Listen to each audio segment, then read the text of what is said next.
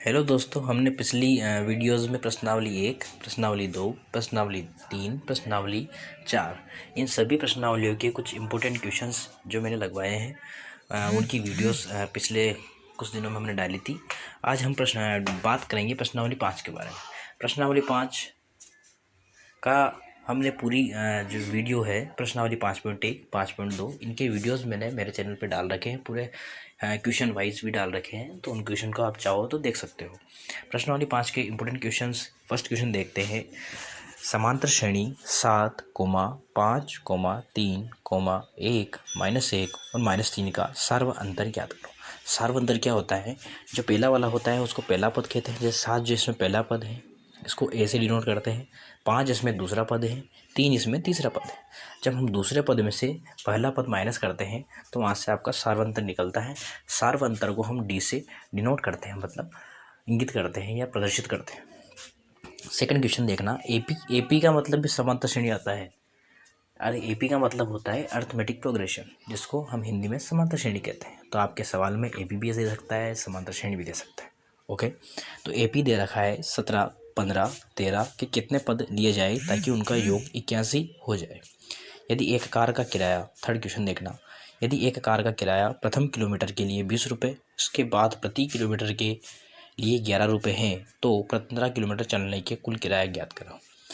इन वाले क्वेश्चंस में जब भी कार की बात रहती है तो इन वाले क्वेश्चन में जैसे सवाल में दे रखा है आपका, यदि एक कार का किराया प्रथम किलोमीटर के लिए 20 रुपये, मतलब 20 तो हो गया।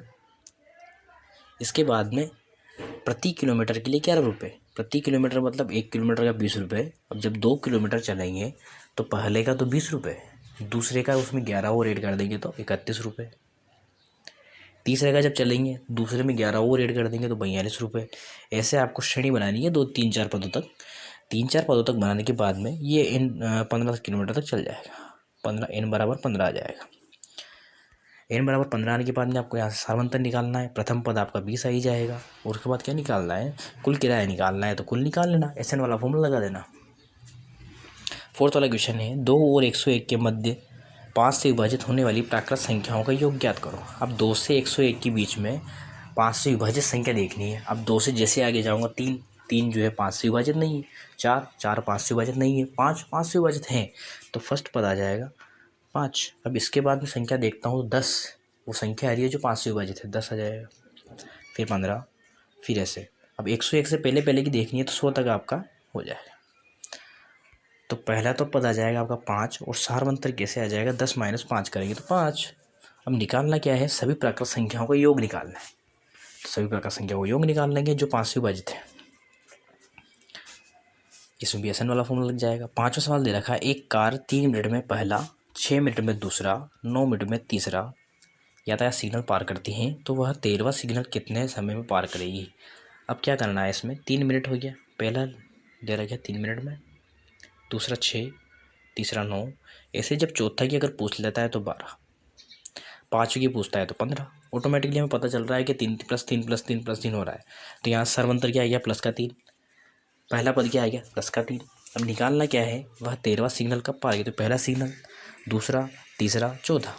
तो यहाँ से फॉर्मूला लगा देंगे हम, वहाँ से n निकाल लेंगे। ओके,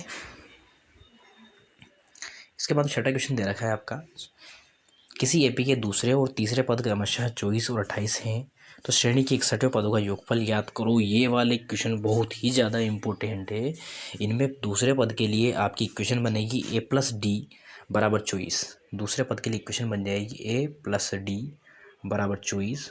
ऐसे आपके तीसरे पद के लिए इक्वेशन बन जाएगी a + 2d = 28। जब तीसरा पद दे रखा है, दूसरा पद दे रखा है, तीसरे में से दूसरा गया तो यहाँ से आपका डी का मान निकल गया। डी का मान कितना आया सर? डी का मान आ जाएगा आपका 4। 28 में से 24 गया तो 4 आपका डी का मान आ जाएगा। अब मैं डी का मान अगर यहाँ रखता हूँ, डी का मान अगर यहाँ रखता हूँ 4, तो यहाँ से ए का मान आ जाएगा 20। तो प्रथम पद आ गया 20, सार्वंतर आ गया 4। अब निकालना क्या है? निकालना है आपको 61 पदों का योगफल। ऐसे निकालना है, ऐसे निकालना है, निकल जाएगा। क्यों निकलेगा? n बराबर 61 आ जाएगा क्योंकि 61 पद का योगफल निकालना है। a बराबर आपका 20 आ गया और d बराबर आपका 4 आ गया। ओके, 7वां सवाल देखना, AP -17, -12, -7 में 11वां पद ज्ञात करो। इसमें ऑटोमेटिकली मिल जाएगा। फर्स्ट पद दे रखा है -17, माइनस के 12 में से माइनस का 17 जाएंगे तो 5 बच जाएगा प्लस का। ओके गाइस, 8वां क्वेश्चन, एपी के प्रथम 15 पदों का योगफल ज्ञात करो जिसका 5वां पद और 9वां पद क्रमशः 26 और 42 है। अब इसको देखना, ये वाले क्वेश्चन बहुत ही ज़्यादा इंपॉर्टेंट है। इन वाले क्वेश्चंस में क्या होता है, 2 इक्वेशन बनानी पड़ती है और वहाँ से आपको जैसे प्रश्नावली 3-4 में आप x और y के मान निकालते हो, ऐसे इसमें a और d का मान निकलेगा। समीकरणों को सोल्व कर लेना विलोपन विधि से और वहाँ से आपका a और d का मान निकल जाएगा। जैसे उसने 9वां पद दे दिया, 5वां पद उसने दे दिया 26, 5वां पद 26, तो क्या आ जाएगा a + 4d बराबर 26।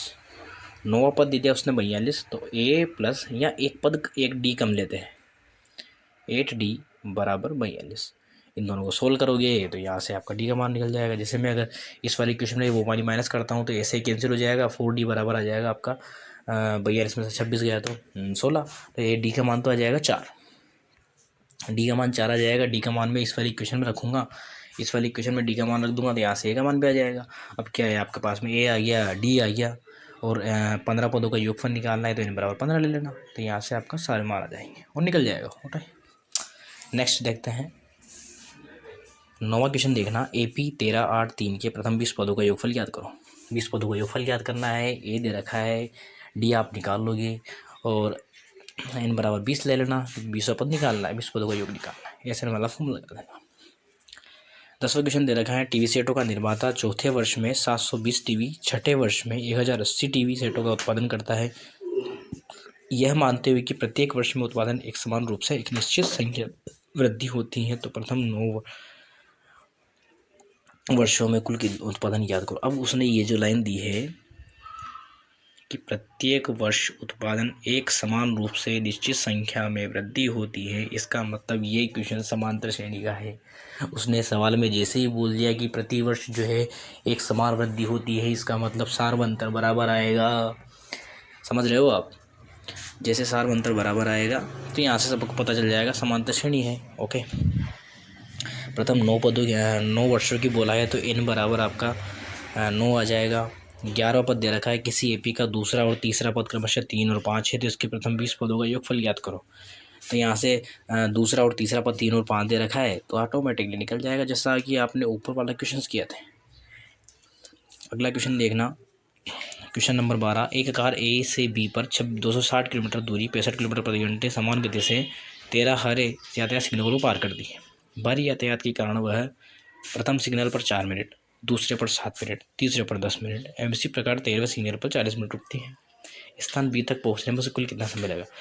कुल जैसे ही बोल दिया समांतर श्रेणी वाले सवाल में, कुल जैसे ही बोल दिया तो ऐसे निकालना है, कितने पूछ ले या कौन सा पूछ ले, कितने पूछ ले या कौन सा पूछ ले तो n वाला फॉर्मूला लगाना है। कुल पूछ ले या योग पूछ ले या योगफल पूछ ले तो आपको SN वाला फॉर्मूला लगाना है। अब SN वाले भी 2 फॉर्मूले हैं, जब अंतिम पद भी दे देता है तो A + L वाला फॉर्मूला लगाना है। जब अंतिम पद नहीं देता है, हमारे पास में A है, N है और D है तो वो n/2 वाला फॉर्मूला लगाना है।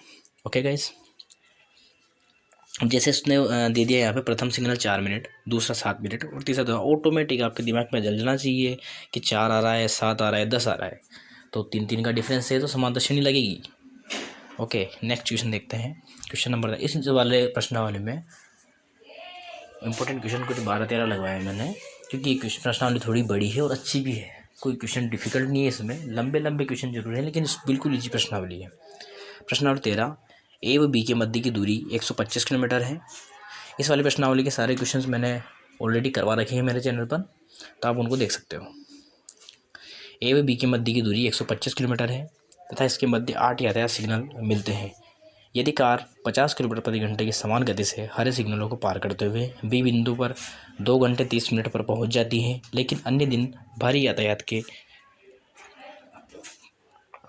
निम्नानुसार रुकना पड़ता है, भारी यातायात के कारण उसे निम्नानुसार रुकना पड़ता है। प्रथम यातायात सिग्नल पर 1 मिनट, द्वितीय पर 2 मिनट, 8वें सिग्नल तक 8 मिनट इसी प्रकार दिए जाते हैं। तो कुल समय की गणना कीजिए यदि वह सभी यातायात सिग्नलों की अनुपालना करती है। अब जैसा कि उसने क्वेश्चन में पहले दे दिया कि पहले सिग्नल पर 1 मिनट, दूसरे पर 2, 8वें पर 8, तो आपको दिमाग में पता चलना चाहिए कि पहले पर 1, दूसरे पर 2, 8वें पर 8, मतलब हर एक सिग्नल पर 1-1 बढ़ता जा रहा है। क्योंकि बढ़ता जा रहा है तो बस समाप्त रहने लगेगी। अब उसने कुल समय पूछ लिया तो ऐसे वाला फ़ोन लगेगा। ओके गाइज़, हम अगली वीडियो में प्रश्नावली 6 के कुछ इंपॉर्टेंट क्वेश्चन लाएंगे। इन सवालों को आप देख लोगे तो मैं आपको ये गारंटी देता हूँ कि सारे सवाल, ये जो इंपॉर्टेंट क्वेश्चन लगाऊंगा हर प्रश्नावली में से 5, 7, 10 जो भी है, तो 15 में से अगर मैं मैक्सिमम आपके 130 से 40 क्वेश्चन लगाऊंगा और वही के वही आपके पेपर में 30-32 जो भी क्वेश्चन आते हैं वो सारे के सारे बैठ जाएंगे। Okay guys, thank you.